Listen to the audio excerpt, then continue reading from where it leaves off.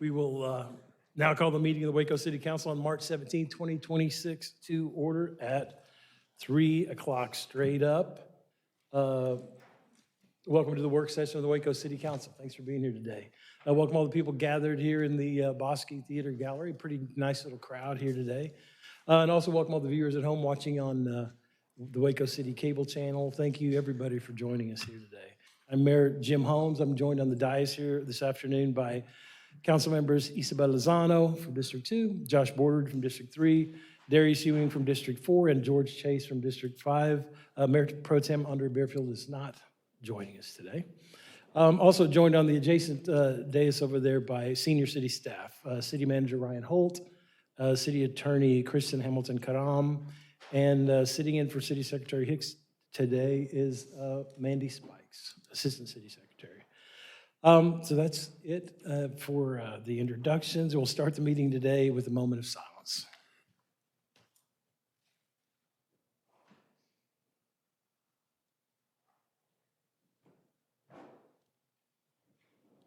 Okay, I guess before we get started today, happy St. Patrick's Day, everybody. I see a lot of green out there. That's good. No pinching going on here. So the first item of business today is the recognition of work session speakers. And City Secretary Spikes, did anybody file? We do not have any speakers. No cards? No cards. So we have no, is there anybody here who would like to speak on a work session item out in the gallery today? I see none. So seeing no request to speak, we'll recess the regular session and convene into work session with a report from City Manager Ryan Holt. City Manager Holt. Good afternoon, Mayor and Council, and welcome to those joining us in the audience and online. We have a couple of changes for you on today's agenda. The applicants have requested to pull items 2026-142 and 2026-143, both related to economic development incentives from today's agenda. Additionally, staff will request to pull public hearing 2026-175 to be brought back in a future meeting.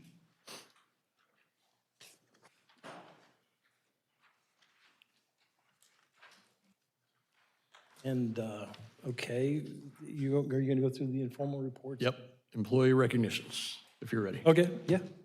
All right, this month we launched the 2026 City Academy, welcoming 19 community members to this year's cohort. Waco City Academy is a multi-week program designed to give residents an inside look at city services and departments. The program will conclude with participant recognition during a city council meeting in June. This year, we're also running a city staff program concurrently alongside the City Academy. The City 360 cohort is made up of 14 city staff members who will gain a comprehensive behind-the-scenes look at city operations, expanding their knowledge beyond their individual department experiences. In addition to the facility tours and departmental overviews, the city staff will participate in professional development workshops focused on communication and strengths-based leadership. Also this month, we officially kicked off the fiscal year 27 budget cycle. The budget team and the city manager's office met with directors and departmental budget staff on March 5th to set the direction and overarching goals for the 27 budget. Your City of Waco team has worked diligently over the last few budget cycles to identify efficiencies and propose cost savings. Those efforts will continue into 27 as we expect continuing economic pressures and fiscally constrained environment. Departments will work over the next 2 months to make requests and propose projects and programming for fiscal year 27, and we look forward to coming back to council in about the June timeframe with a budget retreat. On the agenda today, you have 4 informal reports. 2026-124 provides the January 26 monthly management report with a high-level look at the city's financials for FY26 year-to-date through January, including fund summaries, an economic summary, and our CIP report. Informal report 2026-125 provides the city's updated credit ratings and provides a look at peer city credit ratings as well. Both Moody's Investor Services and S&P Global affirm their respective AA1 and AA+ of the city's previously assigned debt and maintain the same for the city's 2026 certificates of obligation and issuance.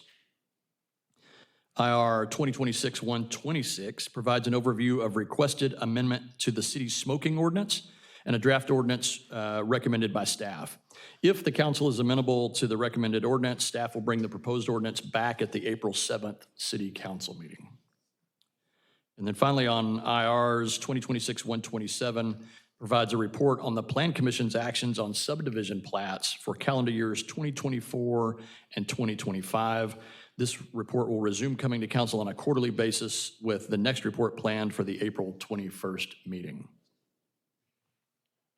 I just had a couple of comments on the IRs. Each of the four great reports, all four of them. I like looking at the management report on a monthly basis. So Blue and Colin, thanks for that. And you're also including information on CIP, which I think is helpful for council. Just the progress from past years on where we're at on capital improvement projects.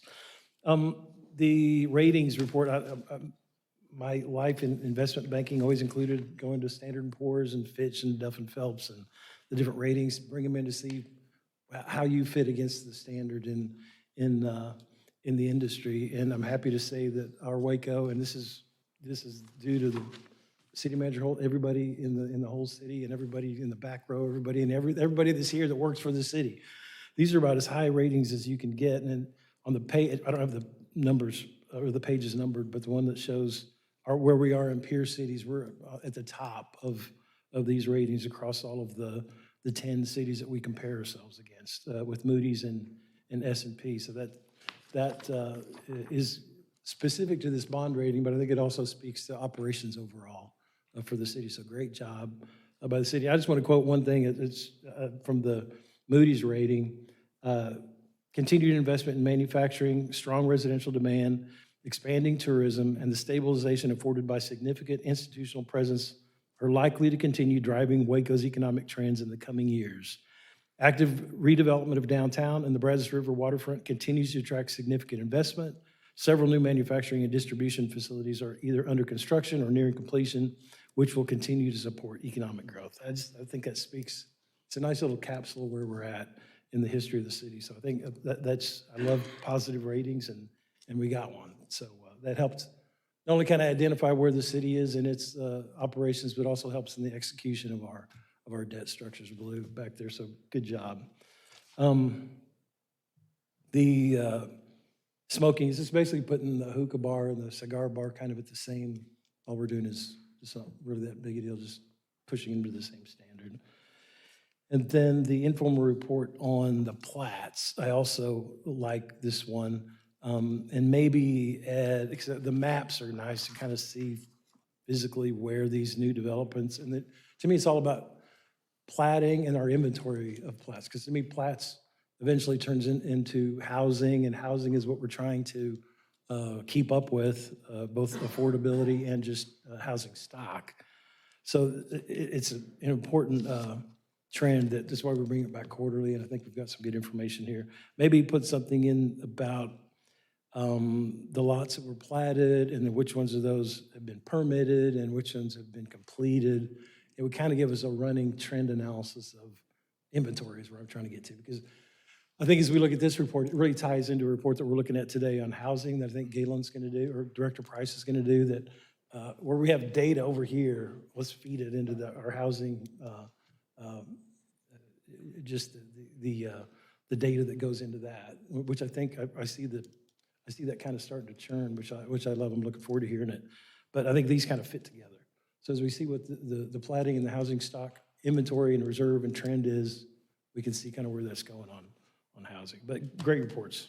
Mayor, on the informal report on smoking regulations, is the Bosque Theater just currently non-smoking? I think it is. Are you ready to light up or what? I was just asking for a friend. Is your friend Sean Penn? Who do you know that's smoking inside the theater? Just curious. I think for now. All right. I think any other comments on the informal reports before we get into the work session stuff? Did you have anything, Darius? Okay, good. Okay. We got to go through the rest of the overview. Yep. All right. And we made notes on your feedback on the plat. We'll add that. I'll follow up with you on how I'm thinking. The data's all there. I just Yep. seen it in a table. And like you said, Director Price is going to give you all an update on total housing units during his presentation a little while later. There are 37 resolutions on tonight's agenda. I'll just highlight a few. Item 26-138 approves a second amendment to the pre-development agreement with Hunt Development. Waco initially contracted with Hunt Development Group in February 24 with a pre-development agreement, and again in July 24 with a contract amendment number 1 to initiate design and engineering services for phase 1 of the downtown redevelopment project called Barron's Branch District. Today's amendment expands the scope of services to include the school facility demolition, making the site ready for construction, and providing for planning updates and mixed-use development and marketing services. Amendment number 2 adds $1.7 million for a total value of $14.4 million. Additionally, this item also expresses the city's intent to reimburse itself later with proceeds of future debt planned to be issued later in 2026. Some good news, items 2026-147 through 150 all support housing and home ownership that dovetail with Director Price's presentation later. Items 147 and 148 consider the approval of residential tax abatements agreements with Grassroots Community Development and with NeighborWorks Waco, while items 149 and 150 authorize rehabilitation construction projects utilizing deferred forgivable loans funded by the U.S. Department of Housing and Urban Development, Community Development Block Grant dollars. And finally, for resolutions, item 2026-167 recommends the expanding the scope of the engineering design contract for improvements to Ernesto Fraga Street that runs from Dutton Avenue to Clay Avenue. Council will recall in September 25, a contract was issued for the southern half of Fraga to include water, wastewater, and storm improvements to accommodate a 10-foot hike and bike trail referred to as the Hispanic Heritage Trail. Placement of the trail requires narrowing of the paved surface by bringing in the curbs along that street. Upon reviewing the existing conditions along Ernesto Fraga Street, it was determined that the reconstruction of the southern half of the street alone would not be sufficient due to poor pavement condition. The additional 200 linear feet of sanitary sewer and 2 additional sanitary sewer manholes will be replaced prior to reconstruction to prevent the city from having to disturb paving improvements again. The age of the existing pavement from Fraga, formerly 29th Street, plus utility cuts and construction traffic related to the adjacent Floyd Casey development exacerbate the worsening pavement condition. And without reconstruction of Ernesto Fraga Street, its pavement condition would worsen still, making the reconstruction of this section paramount both from a pavement management perspective as well as a public image of having a failed pavement directly adjacent to a new development. There are 6 public hearings on tonight's agenda. Minus the 175 that we're pulling. Time permitting, Director of Development Services Clint Peters will present an overview of these items during today's work session. And if there are no questions, that will end the manager's report. Any questions on the work session items today? The resolutions or the public hearings? I guess we're going to hit the public hearings later. You covered the ones I was going to comment on, so I don't really have anything in addition to that. City Manager Holt. We now move to the consent agenda, which includes 2026-135 and Resolution 2026-136 through Resolution 2026-171. Are there any items council would like to remove from the consent agenda besides those 2 that we have already removed? We are pulling 2026-142 and 2026-143, as City Manager Holt mentioned earlier. No affidavits of substantial interest have been turned in on any of the other resolutions, so there will just be those 2. So the consent agenda includes 2026-135 and Resolution 2026-136 through 171, except for Resolution 2026-142 and 143. Those have been pulled from the agenda. Next item on the agenda is work session items 2026-128 through 132. And City Manager Holt, would you please introduce the first work session? Sir, Mayor and Council, for our first work session, item 2026-128, I'd like to welcome Clayton Zacka, Texas Department of Transportation Waco Area Engineer. Mr. Zacka is here to present an update on Waco Area TxDOT projects.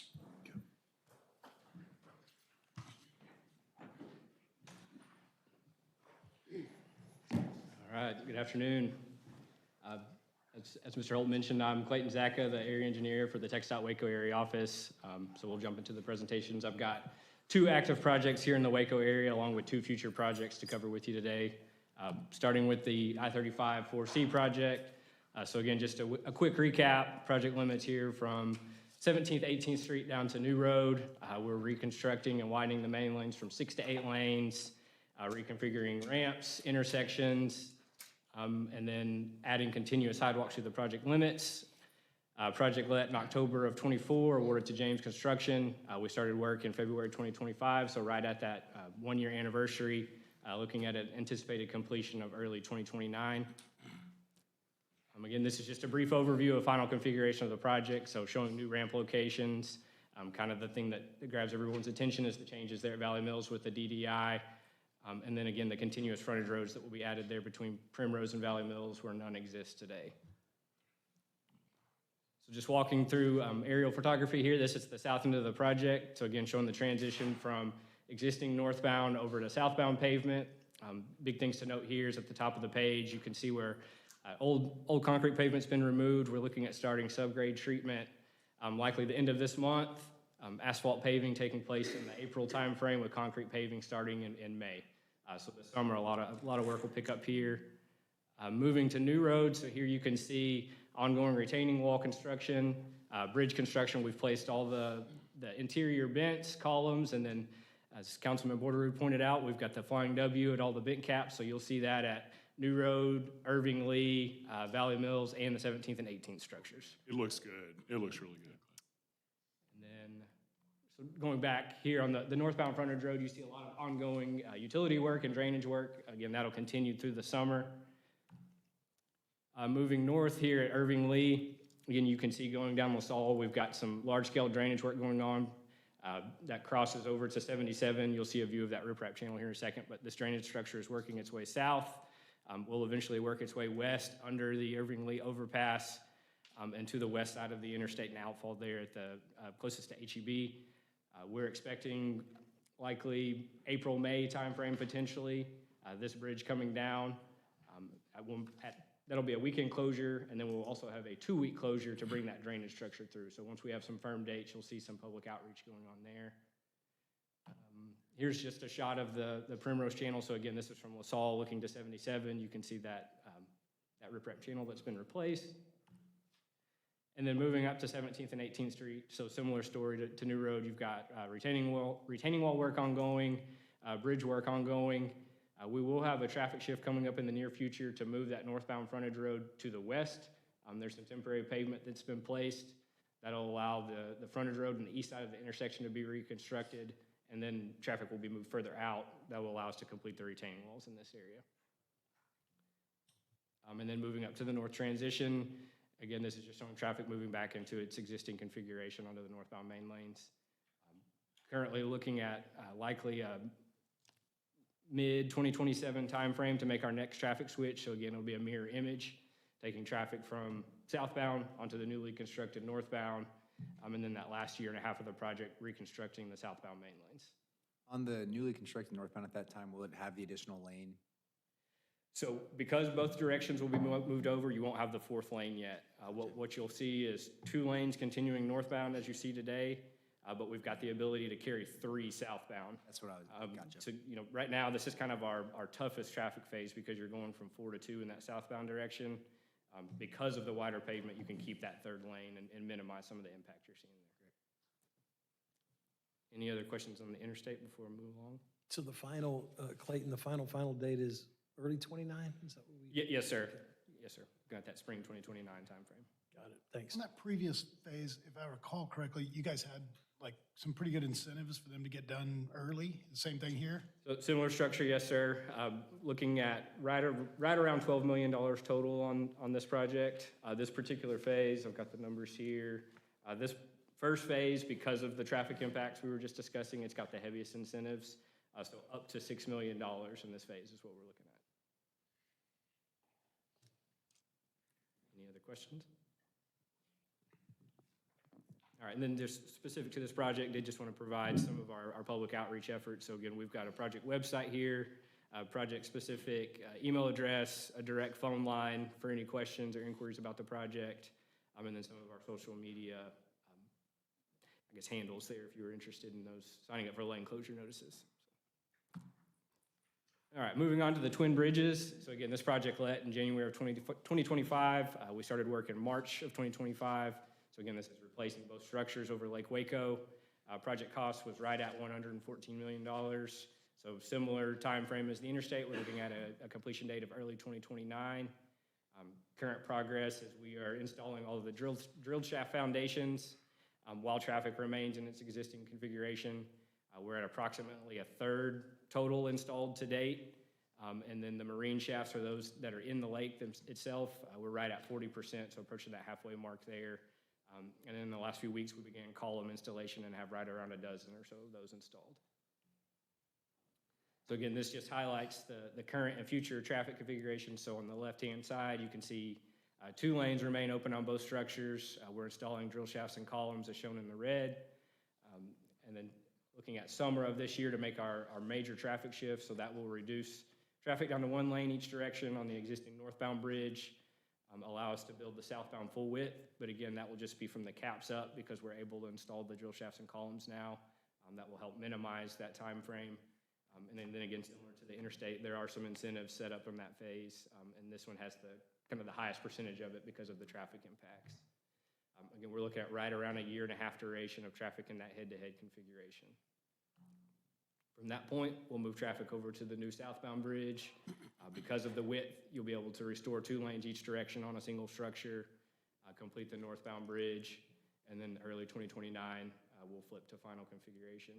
So again, we show 3 lanes, but do just want to clarify that's not going to be 3 through lanes when we're complete. The third lane or the outside lane on both structures will be an auxiliary lane that ties in the entrance and exit ramps on either side of the structures there. So again, just a couple of photos here. You can see the setup for our drilling operation. So a crane and drill rig on multiple barges. So again, our contractor's got quite the setup and has been very efficient at this operation. And then just a couple of shots of the columns going in over the last couple of weeks. In comparison to the I-35 work with similar timelines, what would you say contributes to the length of time for this one that I might not see just by driving over it? Because I see the barge, I see the big crane, and it looks like work is definitely happening out there, right? But when I think about the length of pure road length between a 35 and the bridges, obviously the water probably adds a lot to it, but I was just curious. That's the big component, right? Yeah. Is water just kind of magnifies the time frame on everything, right? You're not as efficient as you are on dry land. Just the mobilization out to a drilling location every day it's a large scale operation, so that just lengthens that time frame. And again, I know from a public standpoint, there's a lot of progress going on underneath the bridge. It's not visible from the top.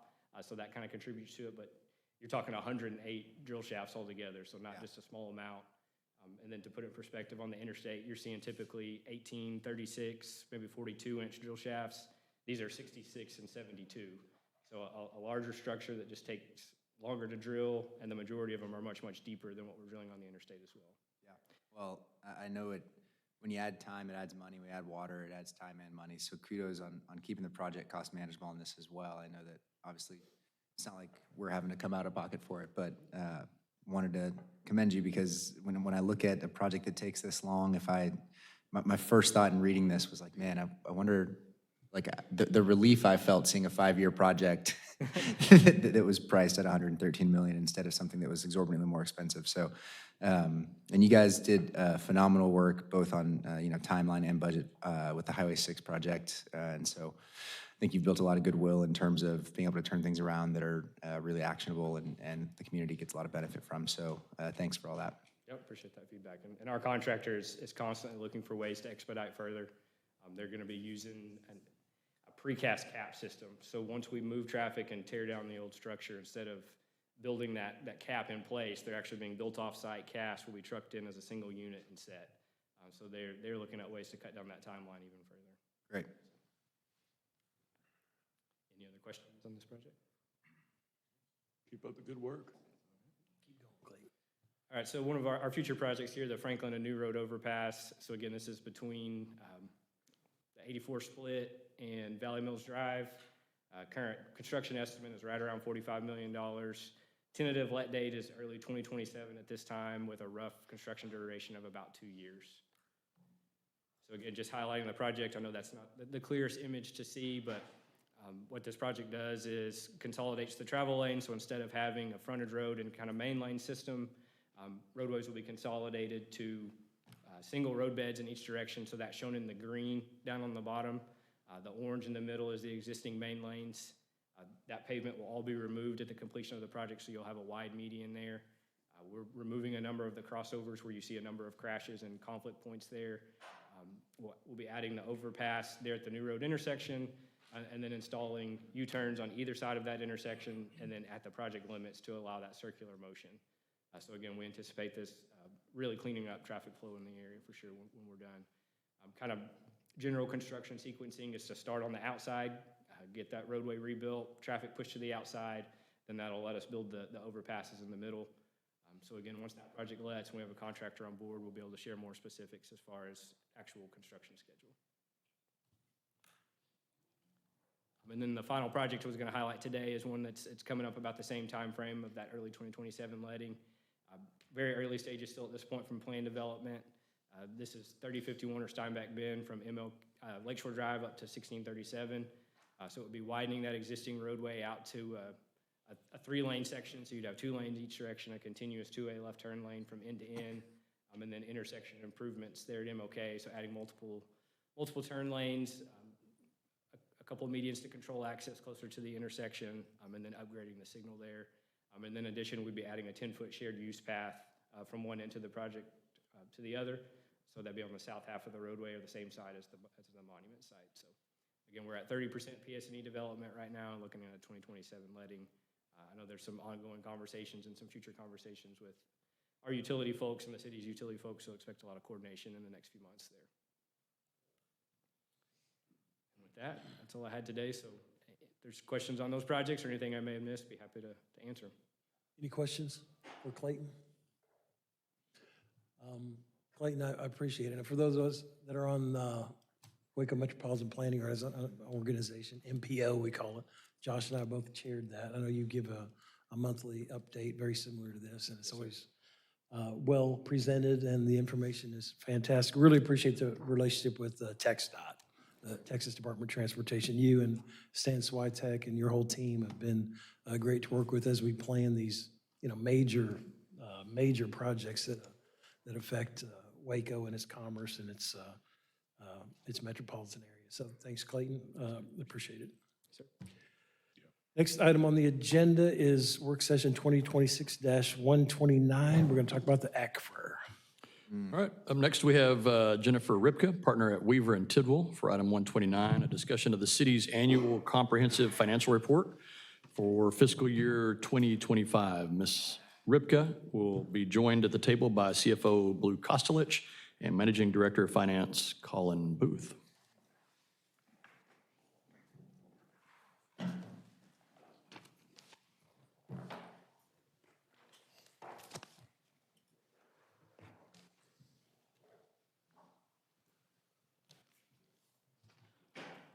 Good afternoon. My name is Jennifer Ripka, and I'm the engagement partner on the City of Waco's external audit with Weaver. I have 19 years of experience working with municipalities across the state and the neighboring states, and so I'll just get right into the presentation that we've already presented to those of you that were on the audit committee. I won't go through all of the slides because it is available to everyone, but I'll just hit on the high marks and then turn it over for any questions that you all may have with regards to the audit itself. Starting off, the audit is performed in accordance with generally accepted auditing standards as well as generally accepted government auditing standards. And we do the audit really twofold. We have the financial statements, the annual comprehensive financial report, which includes all of the financial areas with regards to the city, but we also perform a single audit over federal and state financial assistance, and that really is a completely separate audit over those areas, which includes not only the balances with regards to the revenue and expenditures that the city receives with regards to federal and state financial assistance, but also the compliance with regards to those items. Outside of those two, we have compliance work with regards to certain provisions of laws, regulations, contracts, and green agreements that don't fall under the single audit. The largest one is really going to be the Public Funds Investment Act. This is our audit timeline.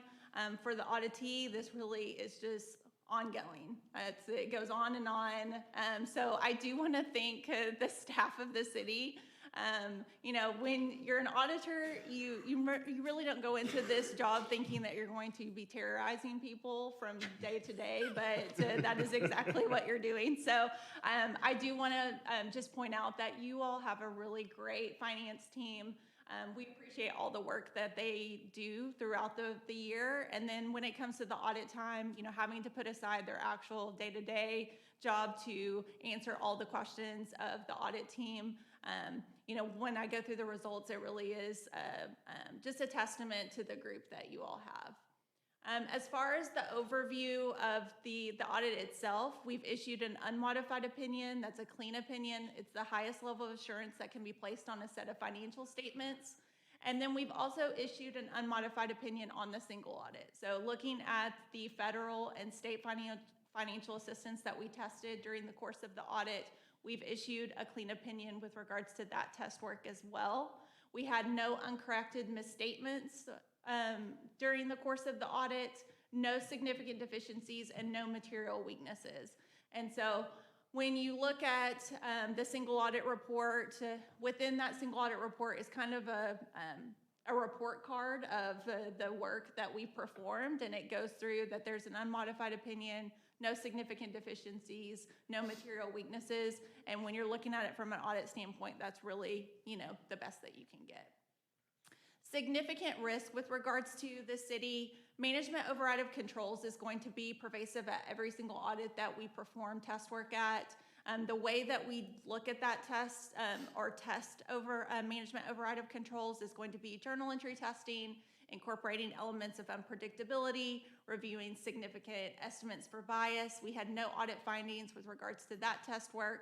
And then risk of fraud in revenue recognition.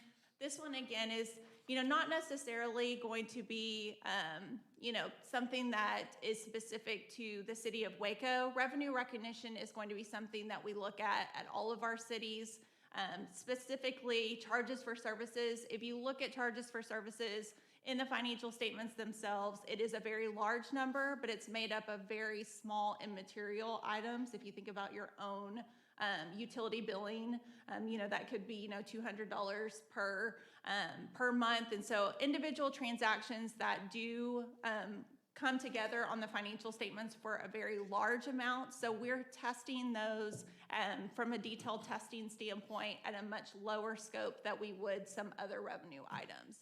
When we did that test work and then also the grant testing, we had no audit findings with regards to those. These are just the required communications. I won't read these, but it is information with regards to required communications that the auditee must, you know, acknowledge during the course of our test work. We did implement GASB Statement 101 this year. That was a new standard that GASB came out with that just stated that previously all of cities, school districts, governmental entities across the United States had to include vacation, sick, other types of accruals with regards to any type of leave that would be paid out at the end of their termination of employment. GASB determined that they wanted to ensure that not only the payout portion was included on there, but also any potential leave that could be used over the course of the year needed to be recorded as a liability on the financial statements. That's at the government-wide level. It's like many of the GASB statements that have come out over the course of the past few years where there are larger liabilities that are being placed on the accrual statements themselves. But that one is a new one. It's not new to the city of Waco. All of the municipalities have that as well. Other required communications: no unusual transactions, no suspected fraud, no difficulties that were encountered during the course of the audit, no disagreements with management. And we did require a representation letter be signed at the conclusion of the audit, and no management consultations, no significant matters that are required to be communicated to you all. With that, I'll turn it over to you for any questions that you may have with regards to the audit from my perspective. Any questions for Ms. Ripka? The Weaver team? Josh? I was gonna say, we like that unmodified opinion. Yeah, are you guys gonna talk? Blue and Colin? We're here for support. All right, surrounded, okay, good. Great report, as Josh said, music to my ears, unmodified opinion, no significant deficiencies, no material weaknesses. You knew exactly what I was looking for. I mean, that's what any COO or president wants out of the audit, so we got that. And go ahead and terrorize our staff, we don't care, they're good. You don't care, they care. I don't care. But I do, the important part of this is, and I've been through a lot of audits in my investment banking career, but having that staff that has everything ready and for you to look at and being responsive and communicative. And I know that Blue and Colin and your teams over in the finance department are key to making this part of it happen. So thanks for the report. This thing is always chock full of information. I love reading the ACFR. Yeah, 'cause so for those that are, I guess, listening or out in the MD&A, the statistical section at the very end, I'll, plug, the city has to put that information together. It's a lot of information for those that don't want to read the entire ACFR. The stuff at the back? Yeah, I love the trend analysis of different things. And some of it is just fascinating. I mean, we're at our net position, we just went over $1.1 billion, kind of like generally similar to net worth. I wouldn't say worth, but net position. And that was 1.1 billion at the end of this year. Just 10 years ago, it was half that. It was 500. So the city is growing, our net position's growing. Those, I could go on and on. I tagged a lot of stuff here, but I won't go over all of it. Anyway, that's fantastic. And again, this is public information. It's our annual balance sheet audit, basically, just audit for the entire deal. It was great. Thank you, Ms. Ripka, and thanks, Blue and Colin. Appreciate you. Okay. We now go to work session 2026-130. We're going to talk about waste. All right, Mayor and Council, I'll invite Cody Patillo, the Director of Public Works, to the table. Next for work session 130, Mr. Patillo is here to present an overview of proposed revisions to our existing yard waste program. As part of this recommendation, we're also including proposed route schedule modifications, and following the discussion, we are looking for a direction from council on implementing today's proposed changes. Mr. Patillo. All right, thank you, City Manager Holt. Thank you, Mayor and Council, for the opportunity to provide y'all this proposal for the yard waste program transition, as well as some updates on upcoming residential route adjustments. I am Cody Patillo, Director of Public Works. As always, feel free to jump in with any questions or comments you have at any time. So for purpose and agenda today, we're going to go over the current program, what was the intent versus what's reality, talk about some Pierce City context. Next, we'll talk about justification for the transition. We'll talk utilization data as well as some operational costs. And then we'll go through the proposed service changes, which will include some of those route adjustments. And then we will finish up with fiscal and operational impacts and then communication implementation plan. So we're going to start with the news here. We are transitioning. We are not eliminating services. With this transition, we will improve the frequency of yard waste collection. We will reduce operational costs as well as maintain every existing disposal option that we have today. We are looking to integrate our green cart program into our weekly gray cart program and move our brush and bag leave collection to an on-demand service. Maintain those 4 free drop-offs at our Cobb's Recycling Center, our landfill and transfer station, and then ultimately look at having some route adjustments where we move our holiday flex day from Wednesday to Friday. All right, so talking about the yard waste program, what was the intent versus what's the reality? So yard waste program started a long time ago, and the intent was to divert organic material from the landfill to this brush area to preserve landfill space, as well as create a product that would be beneficial use for our landfill operation, as well as free mulch to the public. In practice, that goal is really not being met, as a lot of the green carts that are currently collected have a large amount of contamination in those already, and those are forced to go to the working face rather than the brush area at the landfill. We do use the brush that we grind up for that mulch for operational use for all weather surface. But when we mix in the actual yard waste that is clean into it, it really creates a kind of a sloppy mess that you're not going to want to use for an all-weather surface driving on during the wet weather. And also, we have not had any meaningful public interest in the mulch product that we create out there. With one is there's contamination, there is some trash within the mulch, which is okay at the landfill, probably not okay when you have in your garden. And then there's also concerns with sometimes there's diseased wood that's being disposed of, as well as termites and different things like that. So the intent was great, but the program is really not meeting what that was now. It's not achieving what it was designed to do. All right, so why this matters. 89% of our residential customers do not use their green carts regularly or at all. That means we have 11% of our customers using a program that 100% of our customers are paying for. Looking at this transition, we're expecting to have about $680,000 of annual savings, which will help us stabilize our residential rate for the future fiscal years while maintaining our service levels. So getting into some of the data about utilization, we have a little over 42,500 customers citywide. Of those, 17,500 customers have green carts. And then of those customers that have green carts, the 41% of our customers, a little less than 5,000 customers are actually utilizing those green carts on a regular basis. And so we took a year's worth of data and looking at the peak times, which obviously spring, summer, the 2-month peak period was about 5,700 carts. And then the 2-month low period was an average of about 3,200 carts. Cody, on this page, this table, does that mean sitting out, 'cause on my green cart, I don't put it out there every week. I put it, I don't know, whenever I'm cleaning up the yard or whatever, maybe once a month or every 6 weeks or so. Is the 4840 just that are using somebody like me that puts it out maybe once a month or once a month? We counted it as regular service if you put it out every 6 months. Every week?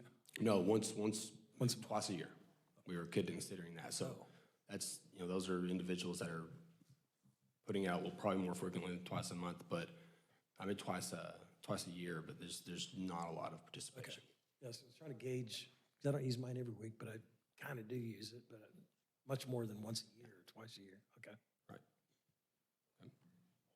All right, so we pulled in our peer city comparison.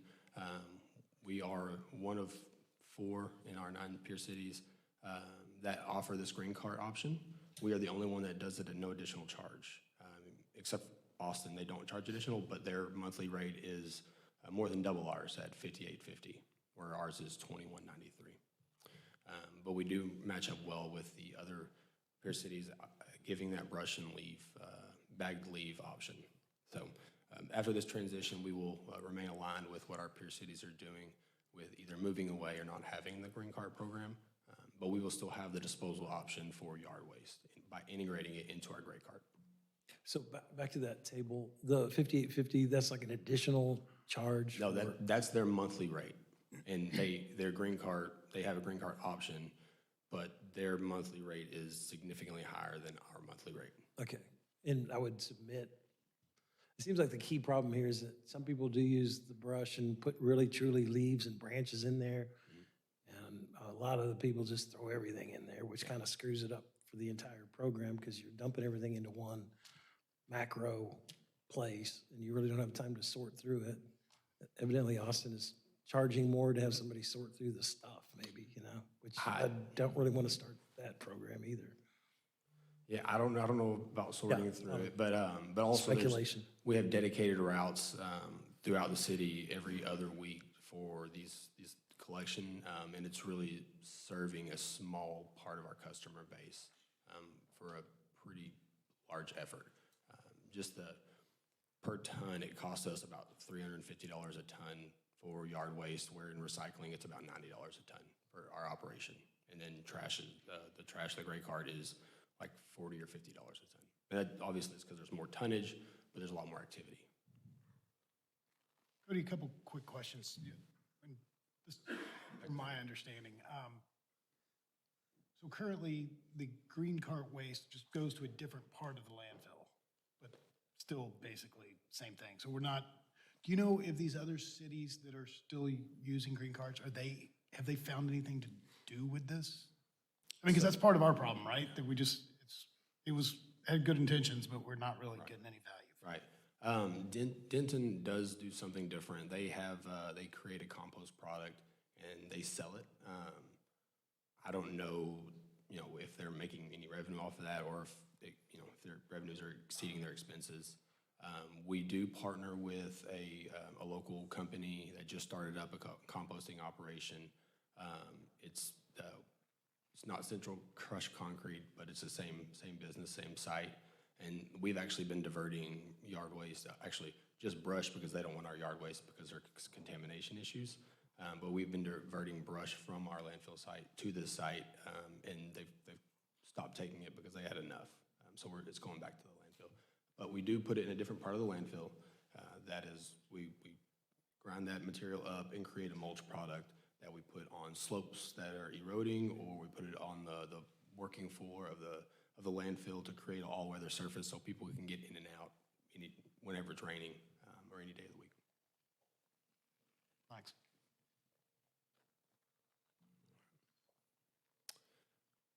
All right, so what's changing? So our current program, we have weekly trash service, and then a bi-weekly rotation of our recycling program and our yard waste program. During our yard waste week, you can put your green cart at the curb for service along with your brush and bag leaves.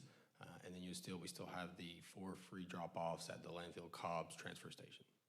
Where we're changing to is we want to integrate the green cart into our weekly gray cart service. We want to move our brush and bag leaves to an on-demand service. And then no changes to our recycling. It'll be a bi-weekly. We would likely adjust the routes a little bit to balance out, because we'll have, if we're taking away these green cart routes, 1 week will be a little bit lighter, so we're gonna split up some of our blue routes, move them over, but all of our customers will still see a bi-weekly collection for recycling. And then again, no change to those existing disposal options.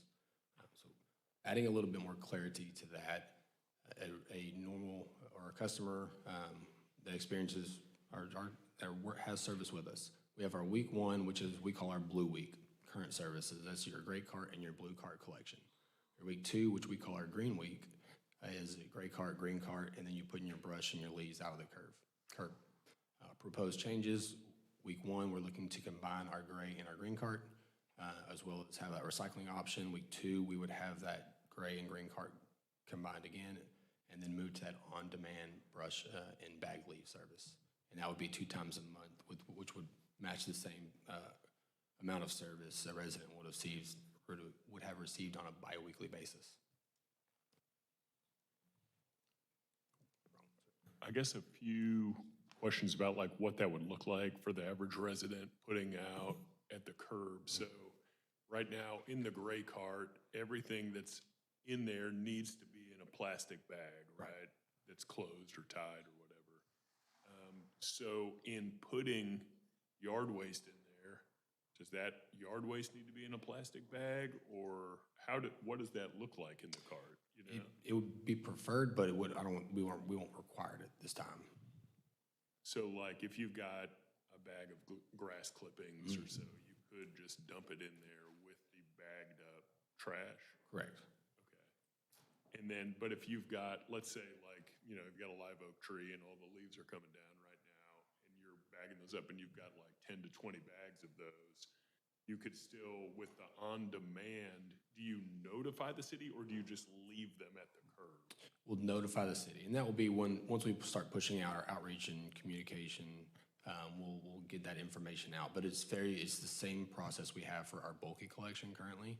Okay. Somebody sets out bulky, you have to call it in, And then we create a work order, we go pick it up, and within I think it's 2 business days, 2 or 3 business days. And so it's the same process that's already in place for bulky. So, I mean, I guess whatever loose leaf, grass, leaves, twigs, small branches that might have fallen in your yard, all of that can be, under this proposal, thrown in with the bagged up trash each week. Yes, yes. But for kind of like larger pickups that can't fit in the gray bin, use the process that will be announced to notify solid waste that, hey, I've got a load that needs to get hauled off. Is Right. that- That is correct. Okay. And as we go through this transition period, we'll, we do have a number of customers that really use the green cart program. So we will allow them to keep the green cart at an additional cart fee that they can continue to use as a green cart. Do you have a sense of what that fee might be? It is $10.80, I believe, but it's already set in our fee schedule for an additional cart fee. So it'll be the same, so someone now who has a gray cart and a green cart will continue to have that. It'll just be like they have 2 gray carts and they'll pay the Yep, same thing. that's as if they correct. had 2 gray Yep. carts.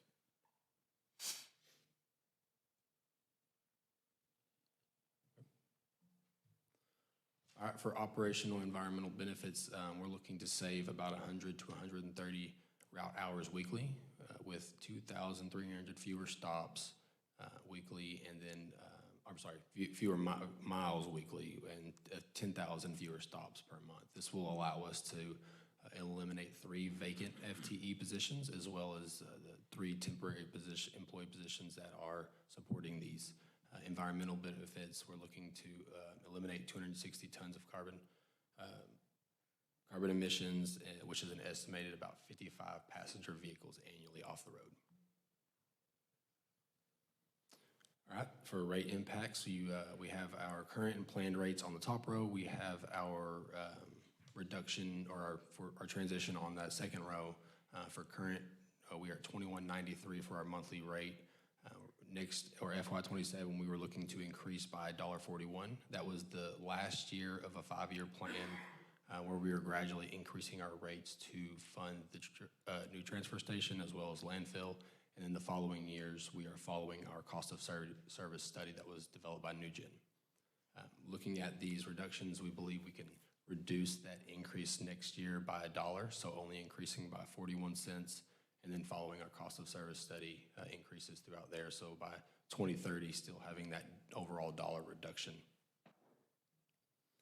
We looked at this rate reduction in our cost of service model developed by NewGen, and we feel comfortable that the reduction in our expenses is going to be greater than the reduction in the lost revenue we might see in the future, as well as residents that may want to keep that second cart.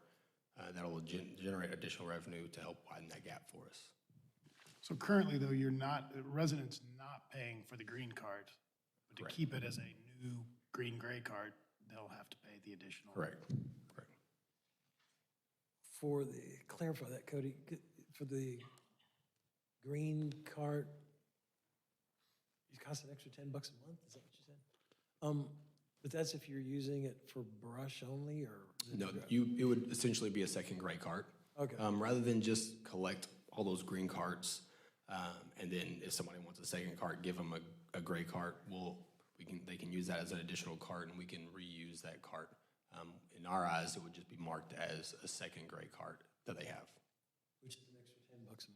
Yep, that's So correct. are you gonna, if we don't want to spend the extra $10 a month, do we turn them in or something? Yep, we'll have a grace period. We'll let people make that decision after they've received the information, and we'll either come pick it up or you could bring it back to us. But we'll give folks plenty of time to work through that and decide what they want to do with their cart.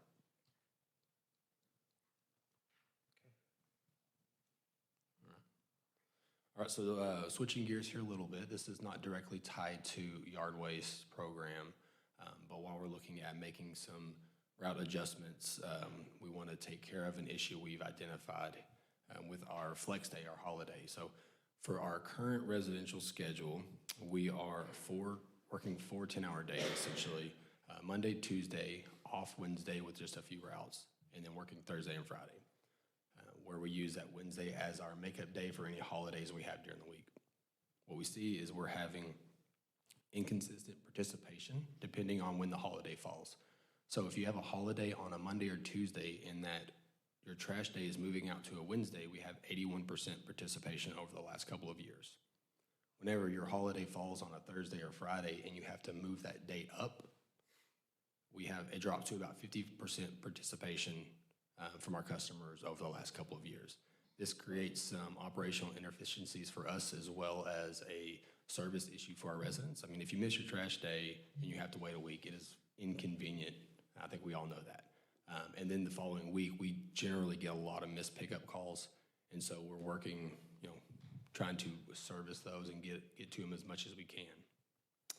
So to solve that issue, we are looking to move our flex day from Wednesday to Friday. So we essentially would move all of our Friday routes to Wednesday, and then we will move our Wednesday routes to Tuesday. What this does is it allows us to consistently move our or any days we have a holiday, any days that are impacted, we can move each day out by one day. So if there's a holiday on a Monday, all those following days will be moved out. So Monday would be on Tuesday, Tuesday would be on Wednesday, and so on.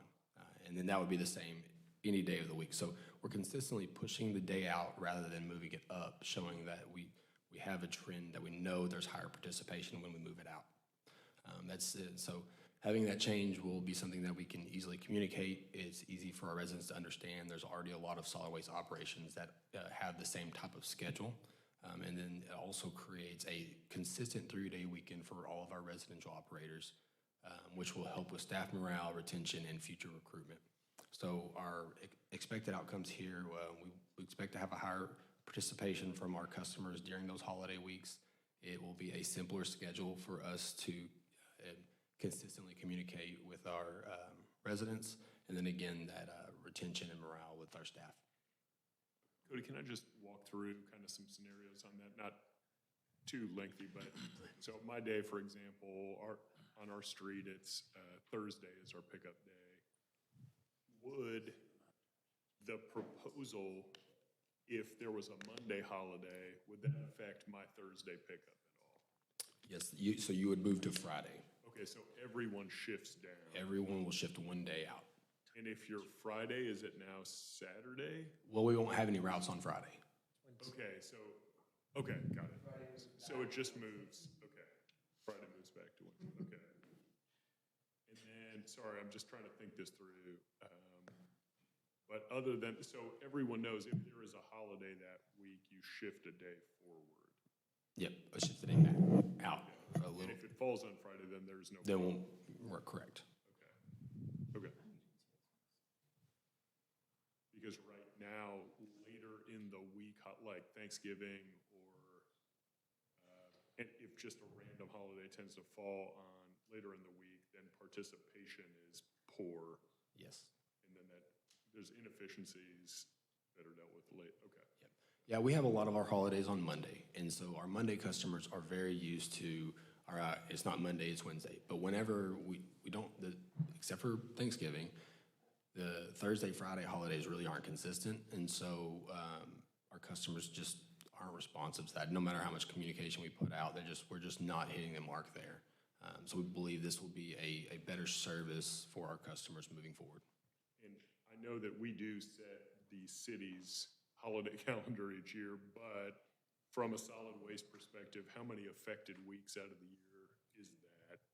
Is that 10 or 12? Yeah, I think it's like 10 or 12, somewhere around there. I think we have 12 holidays, 13 maybe. I can't remember exactly, but yeah, around there. Federal, yeah. It's what? I think there's 13 federal holidays. 13 federal. I don't know, what's, So city holidays. well, I don't know what the overlap there is, but, yeah.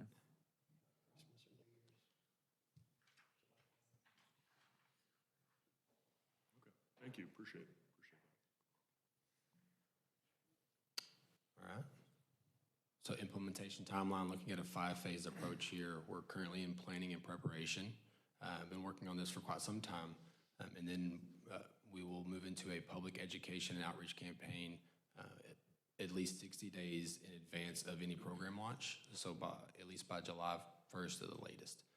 And then we'll move in, phase 3, we would move into this transition period, which is also considering somewhat of a grace period where we're allowing residents to work through that thought process of, do we want to keep that green cart as an additional cart, or do we want to turn that in?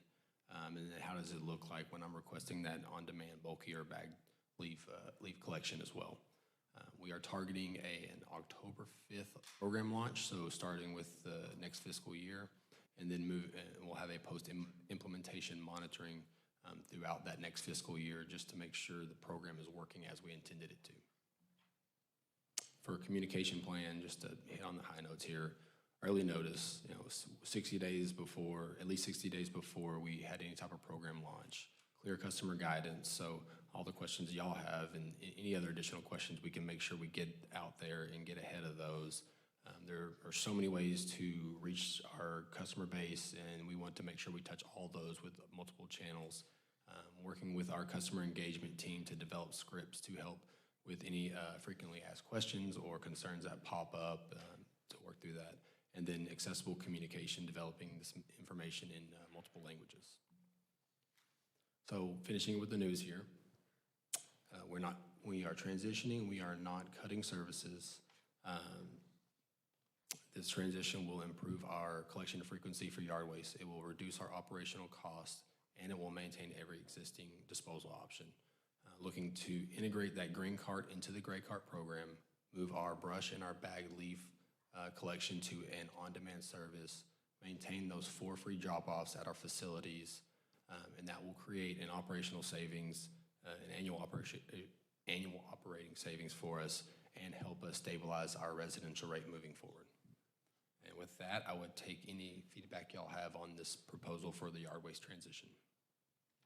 Any reflections or questions or comments or dialogue? I guess one last, like, in kind of from a more ecological perspective, what are some of the costs and benefits of the transition in dumping yard waste into the gray bin versus treating it separately? Like, is it still the same end result for that material? Does that make sense? Like, I'm trying to figure out, like, what might residents, have concerns about with that proposal? Could you kind of talk us through that just a little bit about Yes. where green would end up treated separately versus where it would now, or how the material, I know you spoke to it a little bit, but I'm just trying to wrap my head around that a bit. So most of the material currently is contaminated, so it's going to the landfill. When it does go to the brush area, we are grinding that material, creating a mulch, and it really never leaves the property, but we use it as an all-weather surface. Okay.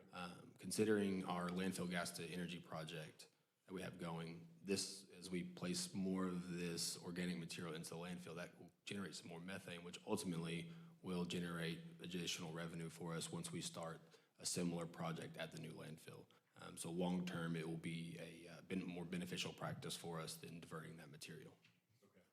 And so currently, the green cart ends up in the landfill, but the bagged up yard waste is used for mulch in a different way? Yep. So, yeah, the brush and the bagged leaves, they are diverted out of the working phase. And when we do have clean loads of yard waste, it is diverted. And so we do monitor that.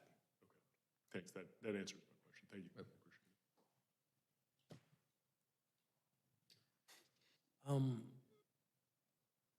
it. Just a couple of questions. Like, if somebody just wants to bring brush would they bring it to the transfer station? Now, would you solve that option, or would you just have somebody pick it up? Could people take? Sorry, Jim, could you repeat that question?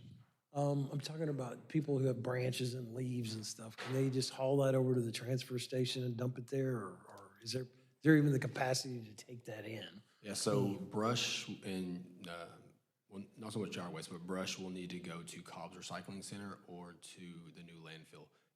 At this time, we are not taking brush at the transfer station, just at the cost to touch it 2 and 3 times. Got it. We have decided not to take that. Okay. So, I mean, the big deal here is, like, everybody feels, I think everybody, you almost kind of feel like it's an environmental deal. You want to make sure that the green cart stays, you want to recycle all that stuff. But the fly in the ointment is people who put their pizza in, leftover pizza in there too, and then it all gets ground up and screws up the entire thought that you can make, this beautiful compost out of it somewhere. We're not using it for compost anyway, we're using it for surfacing and stuff. That's correct. I guess as we look at this, I want to make sure that people know we're still recycling. The blue carts are very important to us, and we don't want that stuff to go to the landfill. So, I guess we all need to kind of think about it, but it seems like we're going the right direction. It's more efficient.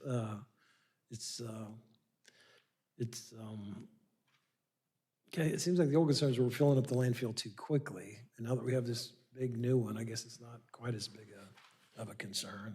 Yeah, and the overall tonnage that we're talking about with yard waste is very small. Okay, we're not taking in that much anyway. Right. And it's the quickest to biodegrade out there, right? Yeah, that's kind of what I was It's the thinking. quickest to biodegrade out there for sure, too. So, it quickly becomes smaller than it comes in, I guess, or soon becomes smaller. Yep. Yeah, and as we talk about this, we need to emphasize, it needs to be part of refreshing our recycling campaign too of the plastics and everything else that goes into those blue ones. We're not changing anything on that. Right. Okay.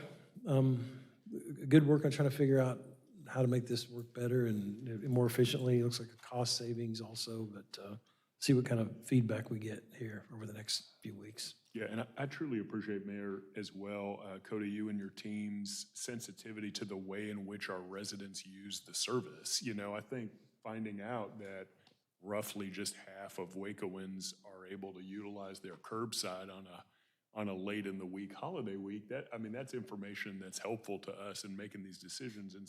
And also for us finding ways for cost savings and both in terms of personnel and fuel and all of that. So thanks for bringing those types of things to our attention, making it a better experience for our residents to utilize the service. So appreciate it. Any other questions, comments? All right, Cody, thanks. Appreciate you staying on top of it. Appreciate the trash talk there, Cody. That's the podcast. All right. Next item on the agenda is work session 2026-131, and we get to talk about housing. Thank you, Mayor. Council, next we have Galen Price, Director of Housing and Community Development, to present item 131 with an update on the current status and future implementation plans for the Strategic Housing Plan. Council will remember the Strategic Housing Plan was initially presented in 2022. Today's presentation covers work done to date and work to be accomplished through December of 26. Director Price. Thank you, City Manager. So the Strategic Housing Plan was developed over the course of a year by M&L Associates. The study, which was commissioned by council, was to look at housing from a holistic view. M&L looked at previous information, including the 2040 plan completed in 2016, as well as our housing gaps, affordability, market types and demands, and issues related to housing in the city that cities across the nation were facing as well. So out of the study came 15 strategic recommendations by the consultants, which was categorized into 4 groups. Subsequent follow-up discussions led to the creation of 4 task groups to focus on specific aspects of strategies identified in the plan. Each task group was developed to look at model programs in other cities centered around the specific topic and review these in context to our community with the goal of potentially implementing these strategies in a way that works for Waco. And so with today's agenda, we'll be looking at providing an update on our housing stock, an update on the different task groups, and answering any questions that you may have. Now, earlier today, we were discussing our housing gaps, and as this slide demonstrates how we've addressed those over the course of the time since the study was implemented. Council, as you are aware, there was an initial 5,000 unit housing shortage estimated by our consultant, as well as a projected 6% increase and the total number of households needed over a 5-year period. And so that equated to approximately an additional 2,900 units needed over those 5 years. So we as staff rounded that number up to 3,000 units needed over that 5-year period and projected an additional 600 units needed each year as a result to maintain with the ongoing population growth. And so as you can see with this slide, we started out with 5,000 units, and council, through your initiatives, we are down to a little over 3,000 units needed at this point in time. Now, this next slide highlights developments which total over 5,400 units that are scheduled to come online over the next several years, which will help in addressing our housing shortage.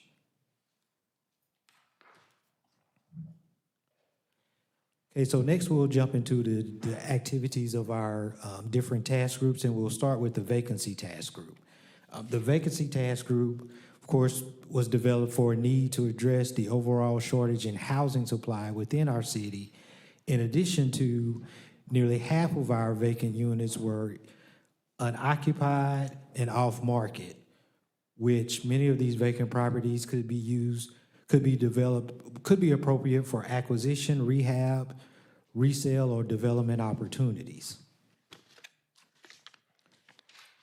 We've also developed a vacant property plan in relation to lots owned by the city. These tax foreclosed or fee simple lots are being released through an RFP process. Now, some of the criteria which were implemented by council with this plan included that a plan for development must be submitted on the lots purchased within 6 months of acquisition, and the lot must be developed within 2 years of acquisition. In packages for 3 or more lots, 1 lot must be certified for individuals at 80% or below AMI, 1 lot for individuals at 120% or below AMI, and 1 lot could be sold at market rate. The goal behind this is to increase housing options for all of our residents. Now, these lots are released approximately every 120 days. Another challenge that we have is attempting to address our vacancy. It has to deal with heir properties and clear titles, also known as tangle titles. We have quite a few properties that fall into this category, which results in an inability for us to assist in rehabbing their existing housing stock and/or the development of vacant land for new housing stock. So to help with this, we've partnered with agencies to provide education and assistance with deed execution within this area. Since October of 2024, we've held 5 educational seminars and 4 property deeds workshops, which has resulted in the execution of 40 deeds to clear up titles.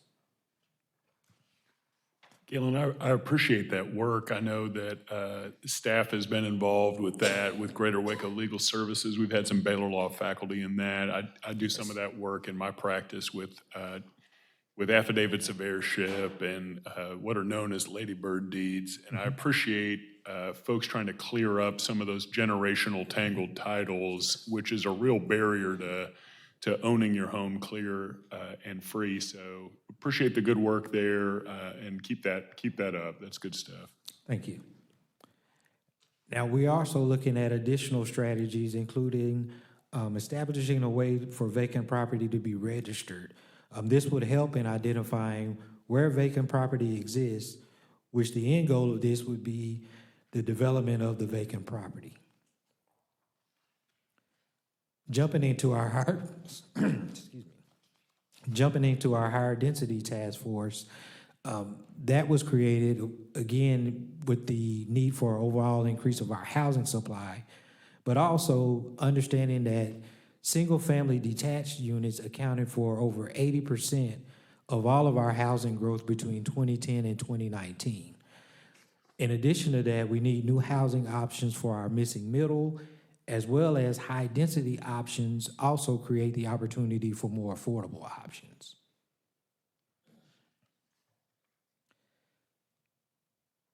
So the City of Waco adopted an accessory dwelling unit or ADU ordinance to help with a couple of things, one being density and the other adding a potential tool for affordability. These units, often referred to as mother-in-law suites, can allow generations to reside on the same property without being under the same roof and alleviate overcrowding in the primary home.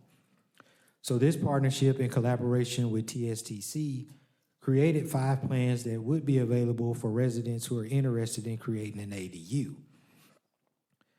These plans will be available free of charge and are pre-approved, which will cut down on the development process as far as permitting is getting permits for these particular plans. This was a win-win for us and residents, as it allowed students to have the opportunity for on-the-job training, as well as our residents are provided with a useful tool in creating an ADU. Now, the task force is also looking at developing other recommendations that would look at modifying some existing ordinances. Now, we're looking at everything in this area, and those options listed, such as parking improvements or parking requirements in small lots, are just examples of considerations being explored to create new initiatives that will help in increasing housing density. We are working with our planning department to develop a presentation regarding the recommendations that will be brought back to council at a future council date. Now, additional strategies being reviewed include looking at our target rehab to help preserve some of our naturally occurring affordable housing opportunities, with a high concentration of these opportunities being with our multifamily units. Our housing authority is also creating additional opportunities through the conversion of existing public housing properties through the Rental Assistance Demonstration Program. Estella Maxley is currently underway in this process, and that process was recently completed at the South Terrace property. Now, the next task force group we'll be looking at is neighborhood revitalization. Now, there's a need for us to reinvest in our neighborhoods that have been neglected, but are now experiencing growth and revitalization. In addition, there's a need to protect and stabilize existing housing units and preserve affordable housing options, as well as taking that holistic approach for improving the quality of life for our residents. So each area of Waco is different and can identify with different needs from a neighborhood perspective. So with that in mind, we launched separate groups to identify priority needs in each area, being North, South, and East Waco. This process included engaging with community partner groups and community members through the task groups. And so it was determined by these neighborhood-specific task groups that a survey was needed to be conducted in order to receive more community input in establishing priorities. A survey was conducted, and each group was able to identify the task priorities on the side for their specific areas. Now, this kind of summarizes what each task group identified as their priorities. Now, one of the efforts identified the expansion of our rehab program. We were able to do so with American Rescue Plan Act funding in combination with other funding resources. Unfortunately, due to the loss of EPA funding, we are looking for new funding sources to assist with sustaining these efforts. One thing that we have noticed is there has been an increase in the cost of rehab significantly over the last 5 years. For example, you have 2 rehabs for consideration on tonight's agenda that each exceed $100,000. Now, these rehabs are being funded through our CDBG funds. We will be bringing back 3 more rehabs in the future, which will result in us exhausting our CDBG allocation for rehab this fiscal year. Now, to keep up with the average number of rehabs previously completed, we would need an additional investment of about $600,000. Also factoring into this are relocation costs, given that the amount of work needed to be performed on these homes requires move out by the occupants, and some do not have anywhere to go. We are exploring creative solutions in the future to assist with addressing this need, such as extended stay hotels or apartments for these residents. We are exploring a whole block approach as far as rehab goes, which would be rehab around new areas of development for targeted rehab, which would be ideal since it would pair the new development with rehab, providing a comprehensive approach to neighborhood revitalization. Now, as part of this work, the group is exploring funding opportunities to develop this approach. We've recently met with some of our community partners, such as Grassroots, EOAC, and Waco Habitat, to see how we can leverage each other's funding sources to make dollars stretch, given the uncertainty of dollars and federal allocations at the federal level. Part of this discussion is us working together to develop an engagement plan to discuss with homeowners as we look to identify areas of need.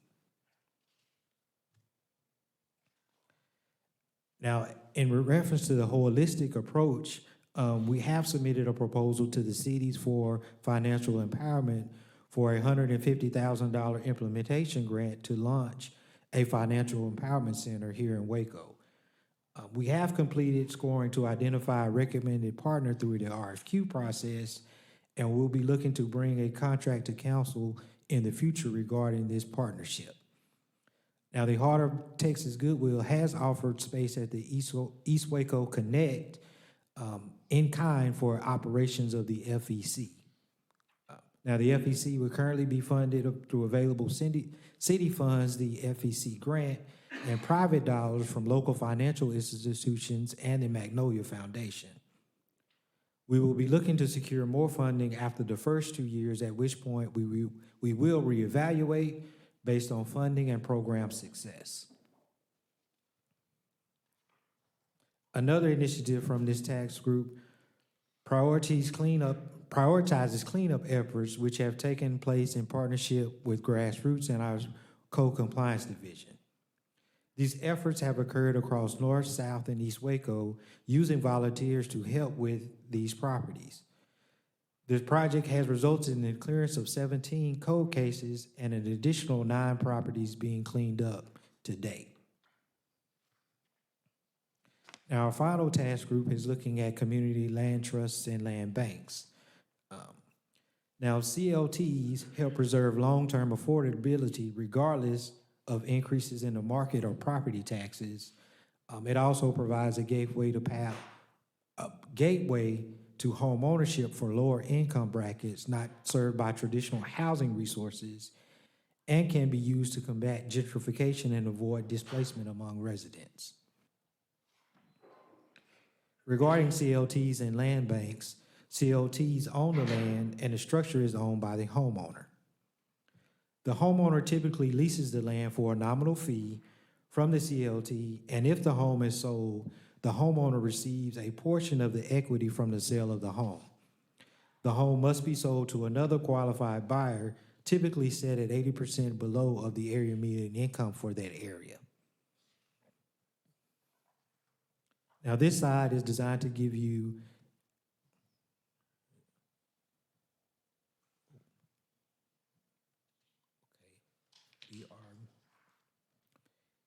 jump to this slide. Well, the task group is initially working to develop a CLT designation ordinance, which would make CLTs possible here in Waco.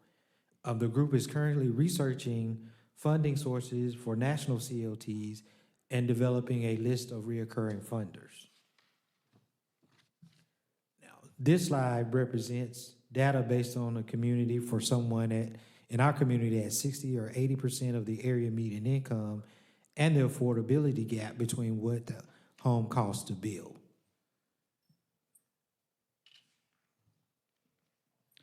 Here is a slide that shows kind of the example of the process regarding the CLT, which the individual enters into the ground lease with the CLT, which allows for a lower price at the initial sales point. Now, resale purchase price is determined at the initial purchase price, which is a fixed increase over the initial price each year. This initial purchase price is where the formula allows the homeowner to build some equity within the home, but assures the home is affordable to future limited income buyers.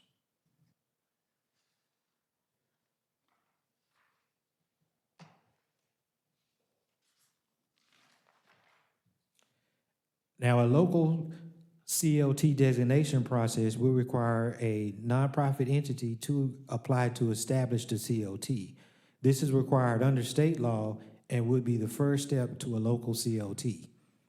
Nonprofit CLTs could be established as a city-affiliated organization or preferably as a separate partner entity. Now, the task force have been meeting since 2022 and will continue to meet to develop ideas and review information from other cities to help with implementation of ideas and things identified in the strategic housing plan. And with that, I'll answer any questions that you may have. Any questions for Director Price on housing? George? Galen, I think you said the CLTs, are they being frequently used other places now? Yes, yes, the CLT Houston has a CLT. Fort Worth recently established a CLT, as well as San Antonio has established or is in the process of establishing a CLT. And did they do those as completely independent third-party? Yes, yeah, those are done as completely independent third-party entities. So as a follow-on to George's observation, are those funded out third party or does the city help fund those? Because it seems like you need capital to get those cranked up. They're funded through a combination. Some have received funding from the city, some have received funding from nonprofits, but typically it's been a combination of investment for those entities. Makes sense. Any other comments, guys? Galen, Director Price, great presentation. The first couple charts where we're kind of, because I've always wanted to see, we had that study done several years ago. How specifically is Waco performing according to that? So I like how you're tying it to our shortage and we're making progress and the trend analysis that you have. So I applaud you and commend you for making this data oriented so we can kind of see where we are.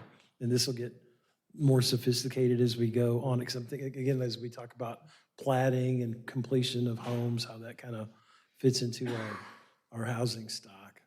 So first of all, I commend you for pulling that together because we've been asking about that, and you've done a great job there. The vacant property plan, I like how we've kind of modified that into, because we used to just have tax foreclosed properties and just dump them out, whoever wanted them, and sometimes they would sit vacant longer than they sat vacant before we had to foreclose on it. So now we put we tie in, you're obligated to build a house there in 2 years, roughly. You're obligated, as we sell them, we create this situation where we want some improvements, housing on the vacant lots, which I think that's a great transition. The work you're doing on Tangled Titles with those workshops, fantastic. The density issue on the ADUs is interesting. I forgot that we'd gotten TSTC involved in that. That's kind of a cool little twist there. Neighborhood outreach, fantastic. The work you're doing on rehabs also is great data.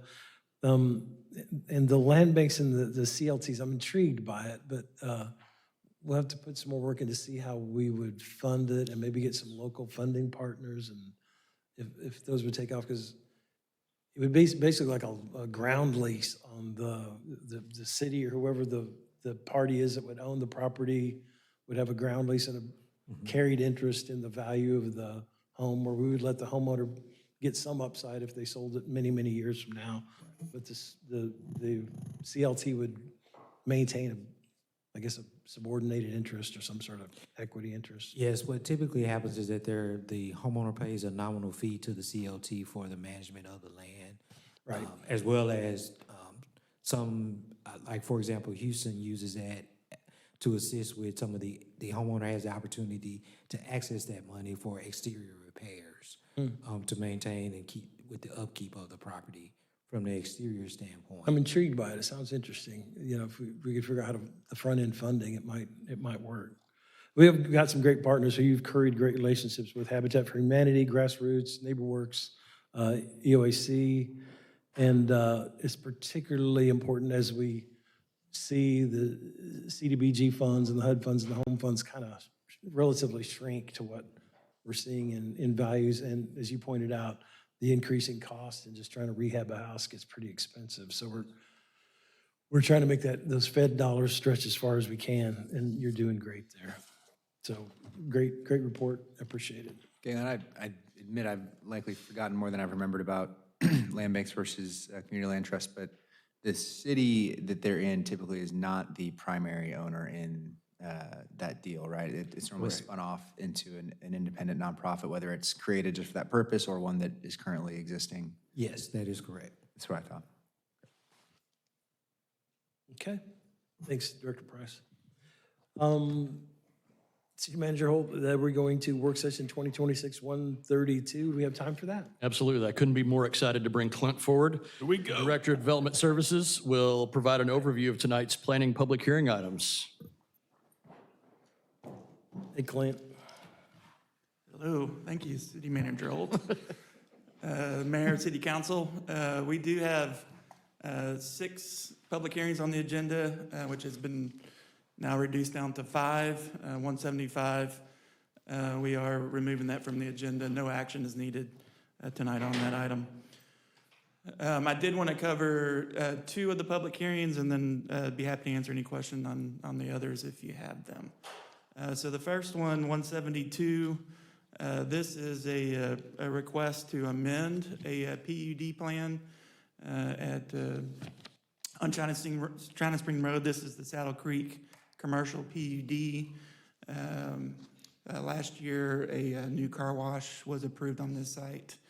You can see in yellow right here. One of the conditions of the PUD was to build an 8-foot masonry wall along the rear property line to provide screening to the adjacent subdivision, single-family subdivision, especially until this property behind it developed.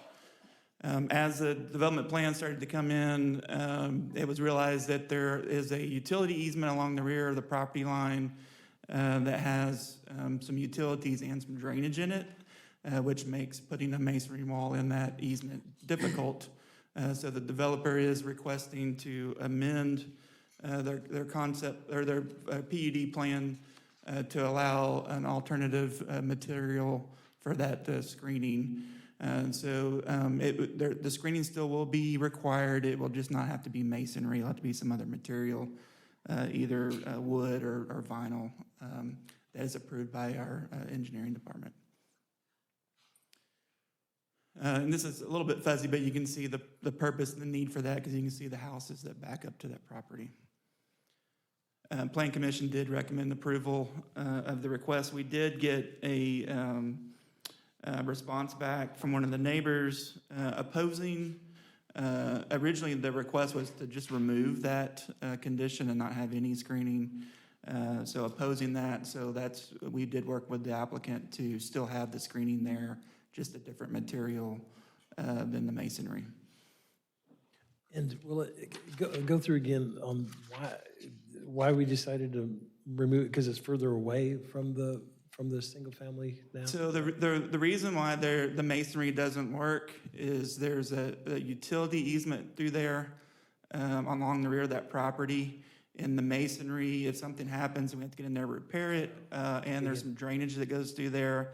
It makes it difficult to use that easement. And so working with Infrastructure Services, they were agreeable to some other material, either wood or vinyl fencing that would still provide the screening, but would be able to go in there and work on infrastructure if needed. So something that achieves the same purpose but doesn't interfere with that easement access. Okay. And then the second one I wanted to highlight was 176. This is 1508 Wilson Avenue. This was a rezoning request from R1B to R2, which is our single-family zoning, up to our duplex zoning. This is a single vacant lot and the Cameron Park Neighborhood Association on Wilson Drive.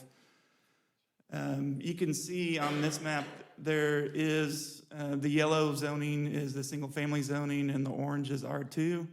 There has been some recent rezonings to R2. These two properties in 25 are rezoned to R2. And then some others in that area pre-1990. And then you can see the dominant zoning between, residential zoning between 18th Street and over to 15th Street is R2 zoning. We did get opposition to this request at the Plan Commission hearing. There was 7 people that spoke that represented 6 different properties. And so Plan Commission recommended disapproval of this request. You can see the stars that represent where the ownership of the opposition. None of them were within the 200 feet, several blocks away. And just to note that the properties that were opposed to the R2 zoning actually have R2 zoning as well, or PUD zoning that has some smaller lot sizes in the PUD.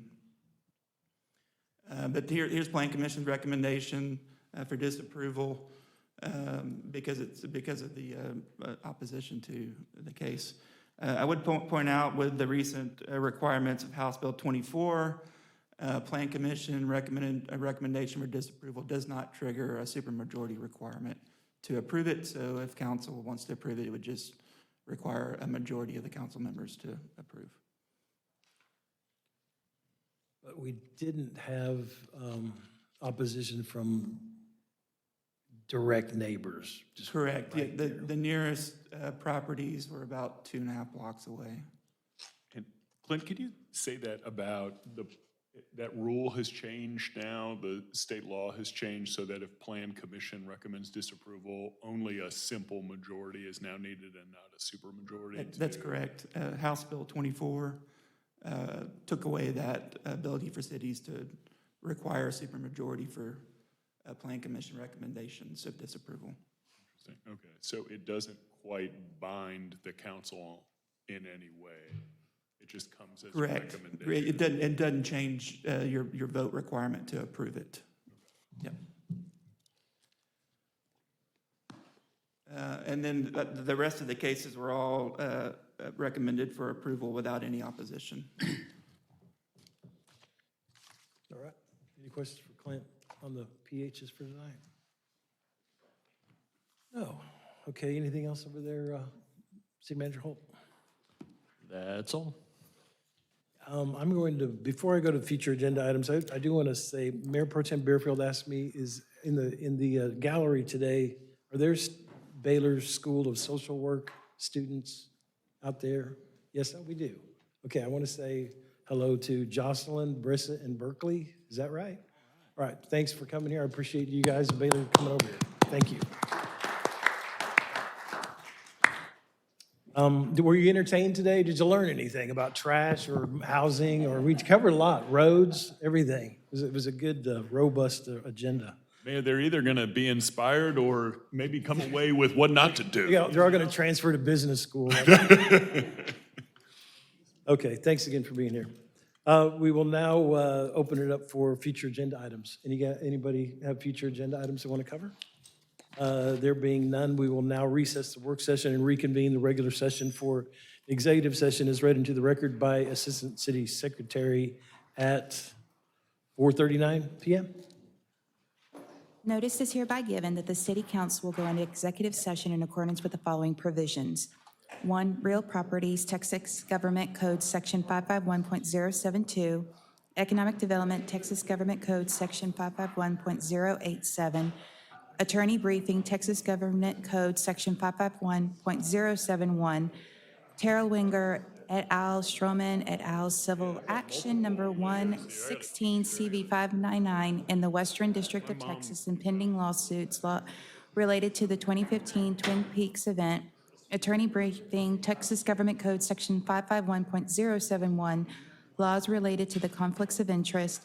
Real property, Texas Government Code Section 551.072, Economic Development, Texas Government Code 551.087, and attorney briefings, Texas Government Code Section 551.071, downtown development project being the mixed-use development on city-owned and adjacent properties near City Hall, including development of Phase 1, Barron's Branch, and Heritage Square. We are now in executive session.